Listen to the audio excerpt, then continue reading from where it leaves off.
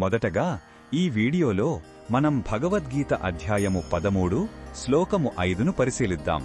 అర్జునుడు క్షేత్రం, క్షేత్రజ్ఞుడు గురించి అడిగిన ప్రశ్నకు శ్రీకృష్ణుడు సమాధానమిస్తున్నాడు.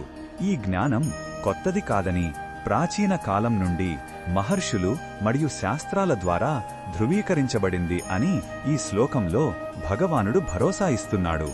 మొదటగా ఈ పవిత్ర శ్లోకాన్ని భక్తితో విందాం.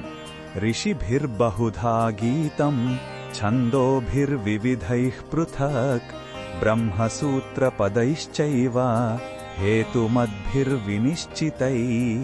ఈ శ్లోకం అర్థమేమిటంటే, ఈ శరీరం మరియు ఆత్మకు సంబంధించిన జ్ఞానాన్ని ఎందరో మహర్షులు అనేక విధాలుగా కీర్తించారు. వివిధ వేద మంత్రాలు కూడా దీనిని వేరువేరుగా వివరించాయి.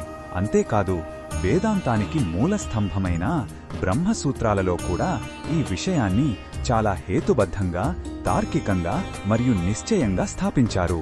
కాబట్టి కృష్ణుడు చెప్పేది కొత్త సిద్ధాంతం కాదు, అది సనాతన సత్యమని స్పష్టమవుతోంది. ఈ శ్లోకంలో ఉన్న భావం మనకు ఏమి చెప్తోందంటే, ఆధ్యాత్మిక మార్గంలో విశ్వాసం చాలా ముఖ్యం. భగవద్గీతలో చెప్పబడిన జ్ఞానం ఎందరో ఋషులచే ఆమోదించబడింది మరియు వేదాల ద్వారా ధృవీకరించబడింది. అందువల్ల మనం ఈ బోధనలపై పూర్తి నమ్మకంతో ఆధారపడవచ్చు. ఈ జ్ఞానం యొక్క ప్రామాణికత మనకు గొప్ప భరోసానిస్తోంది.